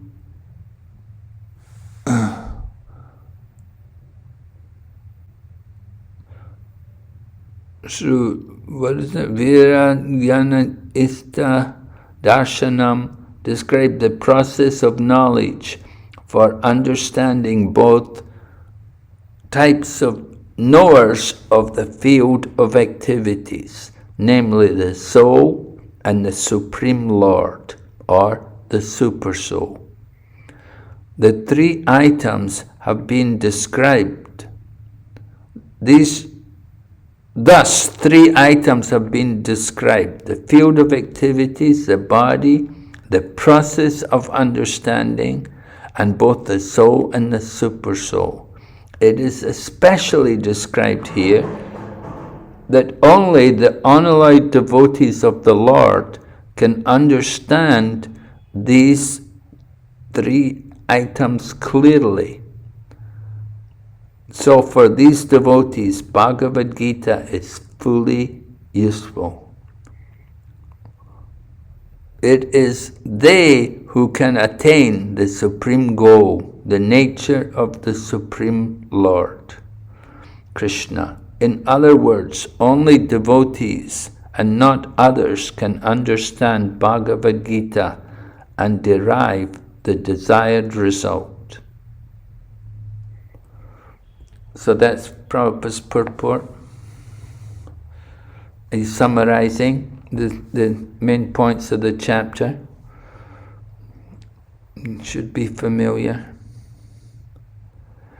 So then, chapter goes on, verses 20 to 27, going to hear about Prakriti and Purush, which were the first two topics which Arjuna had asked about. Right? So Prakriti, material nature, and Purusha, the living entities. Actually, there's only one Purusha, and that is actually Lord Krishna. But all of us, we're thinking we're the Purusha, we're thinking we're the enjoyer. We're thinking we're the controller. So when we talk about Purusha, we generally think about the living entities.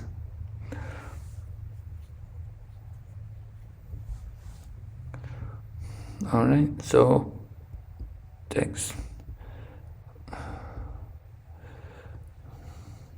Krishna begins his explanation of how material nature, Prakriti, and the Purushas combine,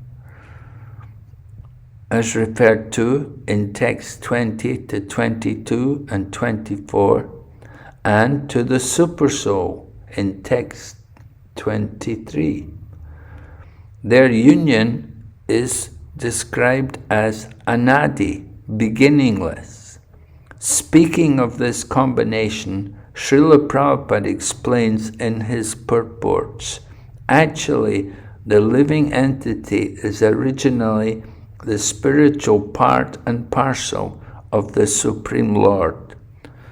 But due to his rebellious nature, he is conditioned within material nature.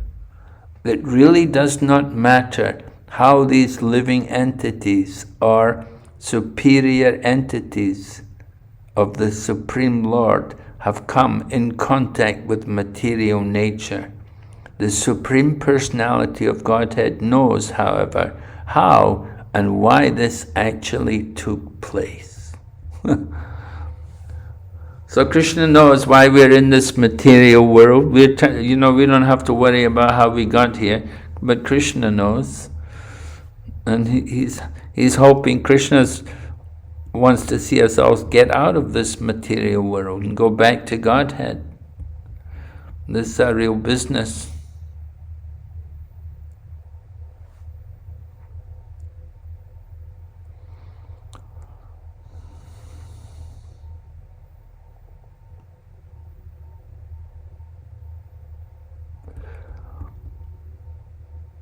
So the topic comes up about who is the actual doer. Text 21 says, nature is the cause. Well, the living entity is the cause of the suffering and enjoyments in this world. And we're responsible for our own suffering. Text 22 in the 13th chapter is a very important verse, a verse which is often quoted, which you want to be familiar with. Alright? Purusha prakritisto hi bhunkte prakriti jaya gunai karanam gunasangasya sadasad yoni janmasu. The living entity in material nature thus follows the ways of life, enjoying the three modes of nature. This is due to his association with that material nature. Thus he meets with good and evil amongst various species. So, association with the material nature. According to our past, we're attracted to different kinds of association. We're attracted to different kinds of activities. Sometimes we want to enjoy the mode of goodness, sometimes we are in the mode of passion, and other times we find ourselves in the mode of ignorance. So, association will determine our happiness and distress.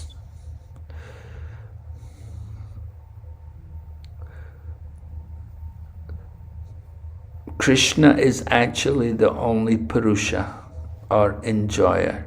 We're meant to cooperate with Lord Krishna and serve, but due to illusion, we try to compete, we try to imagine ourselves as the enjoyer.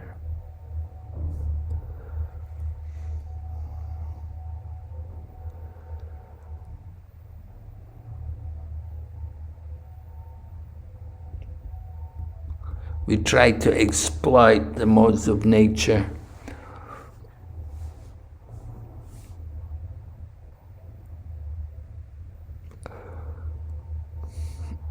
The jiva, we get trapped in the cycle of birth and death because of our desire to enjoy.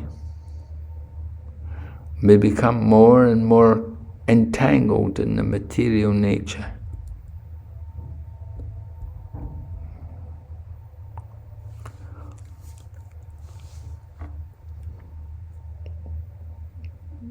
And then text 23 describes the actual Purusha, meaning the super soul. Two knowers in the body, so the super soul is being described there, 23.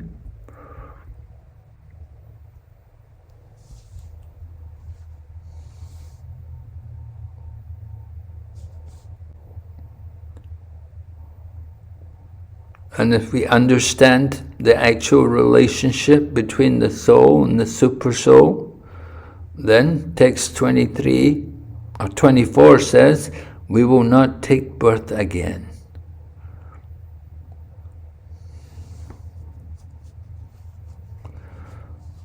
So texts 24 to 26 are describing the results of this knowledge. We get good knowledge, we'll get good results.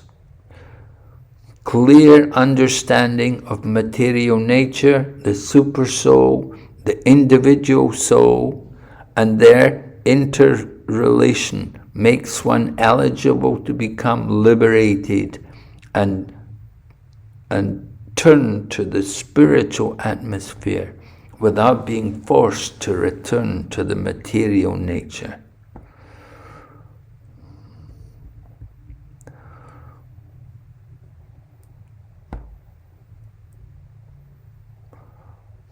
So are there any other methods by which we could get liberation? So text 24 describes some other methods. It says, some perceive the super soul through meditation, some do it through cultivation of knowledge, and still others through working without fruitive desires. So, some are doing yoga, meditation, meditating on the Paramatma. Somebody else is cultivating knowledge, that's Sankhya Yoga. And in this way, he wants to know the Super Soul. And so other people are doing Niskam Karma Yoga, working without being attached to the results of work.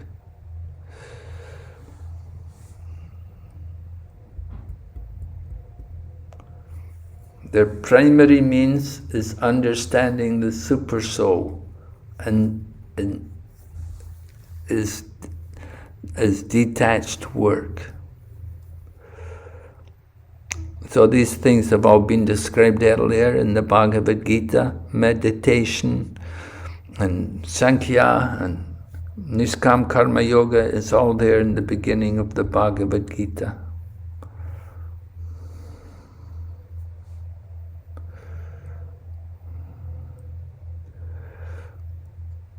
So then 26 asks, what if we cannot do any of these things?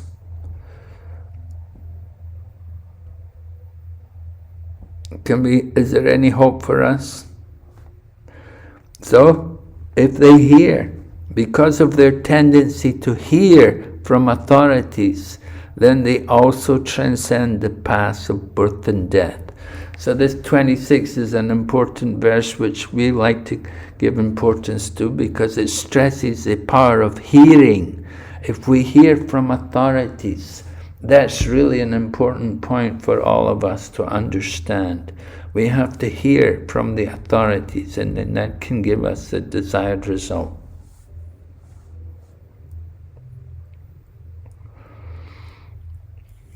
Right? And then the last section, the final section, text 27 to the end of the chapter, that summarizes the information about what we've presented, and it tells us how to distinguish the soul or the field of activities from the knower of the field. In other words, how to distinguish the body and the soul.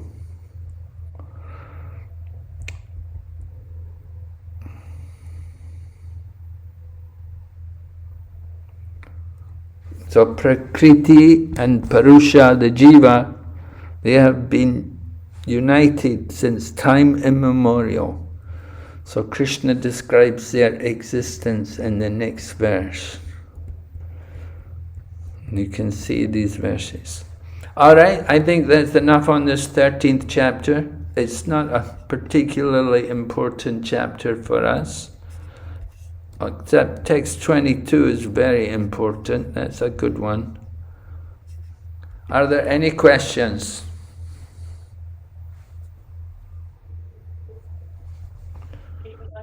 Hare Krishna Maharaj. Yes? I have a question that in the verses we were studying, it said that all the bad and good things, like the annihilator, is like, it comes from the Supreme Lord. It comes from Krishna. Then what about the results of the activities that we do? It isn't it? Aren't those the results of the deeds we did? Then how come we can say that it's coming from Krishna when it was our own deed? Because you're a part of Krishna. Krishna's in your heart as the super soul, and he's telling you to do things. Sometimes you listen, sometimes you don't listen. So sometimes Krishna's trying to help us. It's a question of, the thief is coming to rob the house, and Krishna's in the heart. He's telling the thief, you can go to the house, you can rob there. And the people in the house, Krishna's in their heart, and he's telling them, you should guard the house, thieves will come and rob you. So Krishna's doing many things in the heart of different people. So, you're not doing really, you think you're doing, we're not doing. Krishna's there in the heart, it's the super soul. He is the overseer, he is the permitter of activities, and he knows everything. So, sometimes Krishna is telling us, sometimes we listen, sometimes we don't listen. Usually we don't listen, but he's always there telling you. Got it, Maharaj. Thank you.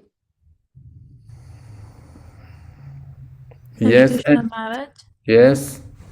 In the verse 3, there was stated that the three Brahma conception. Can you elaborate this? Where? Verse number 3. What does it say? Three Brahma conception.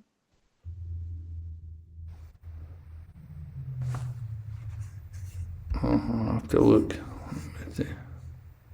Text number 3.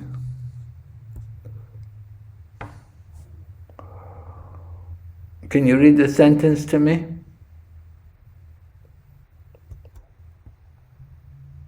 There are three Brahma conception. Prakriti is Brahma as the field of activities, and the Jiva's individual soul is also Brahma and is trying to control material nature, and the controller of both of them is also Brahma, but he is the factual controller.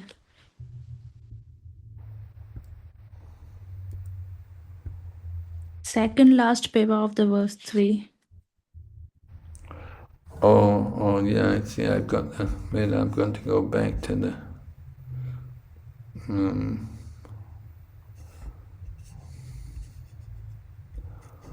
on this surrender unto me, this should...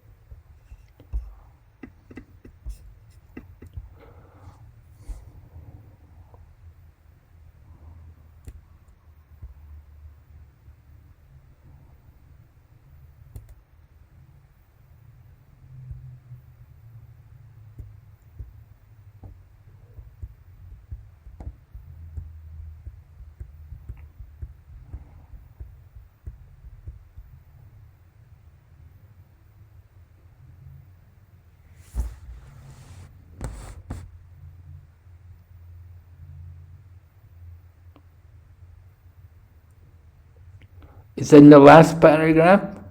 Oh, no, the second last, is it? There are three conceptions, there are three Brahman conceptions. Prakriti is Brahman as the field of activities. And the Jiva is also Brahman and is trying to control material nature. And the controller of both of them is also Brahman, but he is the factual controller, yeah? You don't understand that? Yeah, can you elaborate this? Okay, so Prabhupada is explaining here that first of all, there's Lord Krishna, the factual controller. He's the supreme Brahman, right? The factual controller, the last one mentioned. The controller of both of them is also Brahman, but he is the factual controller. So that is Lord Krishna. Lord Krishna is Brahman, he's the supreme Brahman. Param Brahma, Param Dham, Pavitram Paramam Bhavan, right? Arjuna said to Krishna, you're the supreme Brahman. Okay? And then there's also the living entity. We are also Brahman. We are tiny sparks of the Brahman. We are jivas. The jiva is Brahman. And here it's saying also Prakriti is also Brahman. It's a field of activities. Prakriti, the material nature, is also Brahman. Because it's all coming, it's Krishna's energy, everything. Sometimes Shankaracharya would quote, Sarvam Kauvidam Brahma, everything is Brahman.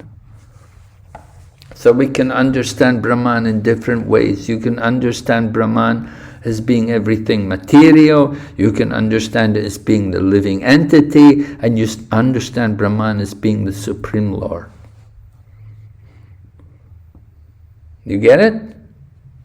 Yes, thank you. Yeah, you are Brahman, right? Tattvamasi. You are Brahman, but we're not Parabrahman. Parabrahman is Krishna. And the material energy is also Brahman, because it's all coming from Krishna. It's Krishna's energy, so it's also Brahman. All right? You got it? Yes. Yes, Maharaj. Okay, any other questions? Was it Kashish? Hare Krishna Maharaj, Dandavat Pranam. I want to say that Krishna wants us to get out of this material world. I also want to get out from this material world, but why an entity, especially I want to say myself that why I get entangled in like attachment with my family or sometimes in Maya, very easily I am entangled. So why it is happened? However, I understand that this is the material world and I want to get out of this. So why it is happened again and again? Well, you have to become more serious in your chanting. And you have to have a stronger desire to really want to get out. You know, if you really want to get out, you do it. You know, just like somebody wants to, if you want to get a scholarship to go to America, I knew one young lady in China, she was studying and she wanted to get a scholarship to go to America. She studied so careful, she memorized every word in the dictionary. You know, the whole dictionary, she memorized every word. You know, so she's so determined. And we have to really want something badly. If you're really serious about it, then you'll make greater efforts. But, you know, we think, oh, yeah, I want to go back to Godhead, but, you know, we get caught up, we watch television, you know, we don't chant around some days, you know, we fall behind, we don't go to program, we eat things which are not prasadam, we're not very strict with ourselves.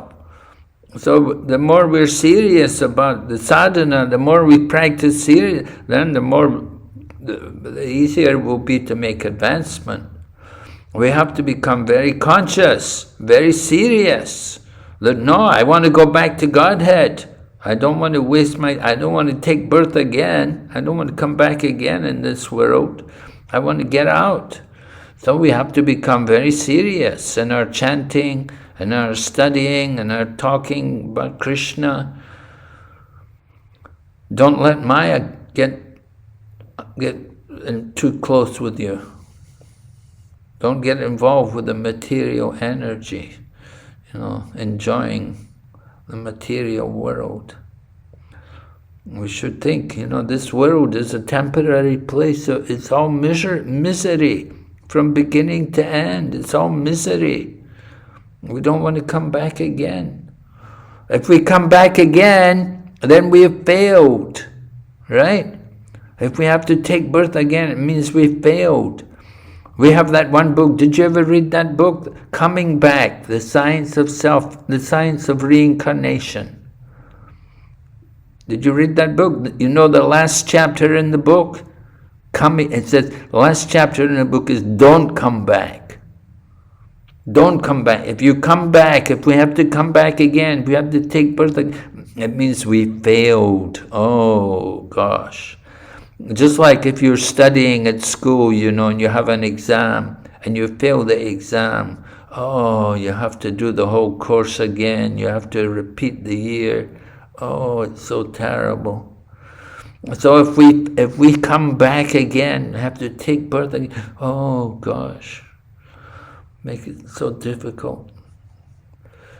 That's when a child is born, the baby's crying. He's thinking, oh no, here I go again, another birth.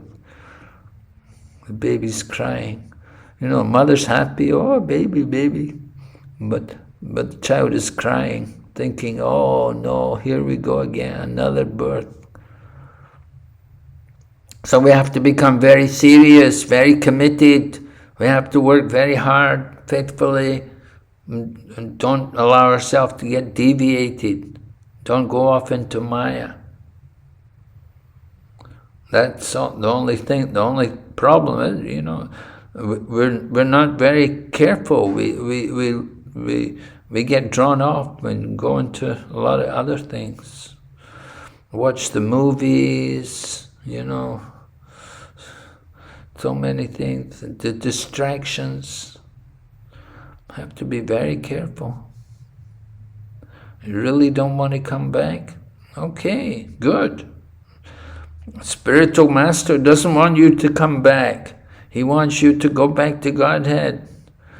So he wants to see you're very serious. Okay? Thank you, Maharaj. Hare Krishna. All right, any other questions? Is that someone's hand up? Hare Krishna Maharaj Janathanam. Hare Krishna. Maharaj, I have like a personal question.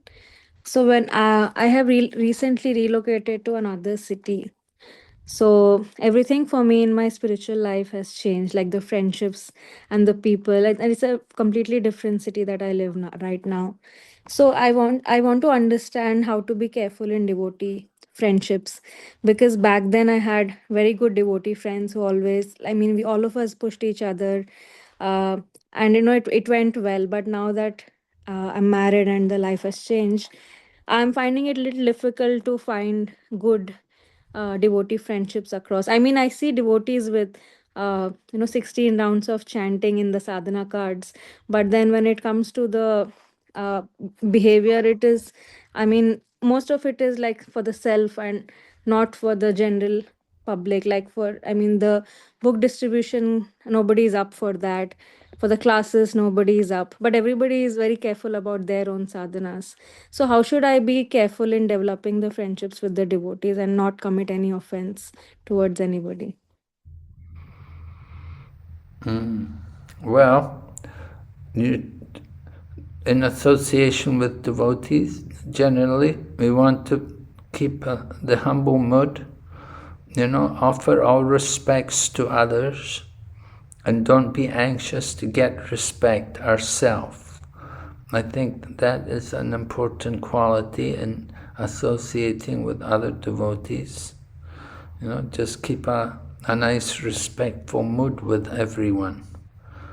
And then also You want to always be eager for devotional service. And don't find fault with anybody, but see faults in ourselves. That's also important. Don't worry about what other people are doing or not doing. Just be an example of yourself, what you do. Don't be critical about other people, or they're not doing this or not doing that. That kind of thing will not be appreciated, obviously. You're in a special country, and you have to consider it's not the same as everywhere. Not everywhere's the same. So anyway, appreciate people for what they're doing. If they're doing sadhana, well, very good, very good. They're doing good sadhana. And you want to do good sadhana yourself as well. Sadhana is very important. It will give you the strength to go on in Krishna consciousness, to keep up your own Krishna consciousness. Of course, you got married, so you have to expect new friends. It takes time. Yeah, it takes time, In Krishna consciousness, we recognize different ways of loving exchange. We offer gifts in charity and accepting charitable gifts, or offer prasadam and accept prasadam. It's also very nice, you're married, so maybe you can invite people to your home sometimes and you can cook for them, or you cook something, take it for the temple program, distribute prasadam to people, just showing some loving care and being always eager to do some service, inquiring, is there any service I could do? Anything you'd like me to, offer to do some service? That's also good. People will respect that. But just be careful not to be critical of others, Be patient, and gradually, I'm sure you'll find some nice friends there. Yes, thank you, Maharaj. Hare Krishna. Hare Krishna. All right. So I think we've finished here tonight. There are no more questions. We're coming back tomorrow night, is it? Monday, Tuesday, Wednesday, every week? Yes, Maharaj. Okay. Twice a week. So we'll see you, thrice. Yeah, twice a week. All right. So we'll see you tomorrow night. Hare Krishna. Thank you so much, Maharaj. Srila Prabhupada ki jai. Bhakti Vigna Vinashak Nrsimha Maharaj ki jai. Gaur Bhakti Vrinda ki. Hare Krishna. Hare Krishna Maharaj. Hare Krishna. Hare Krishna, let me pranam. Maharaj had left already. Okay. Thank you. Hare Krishna.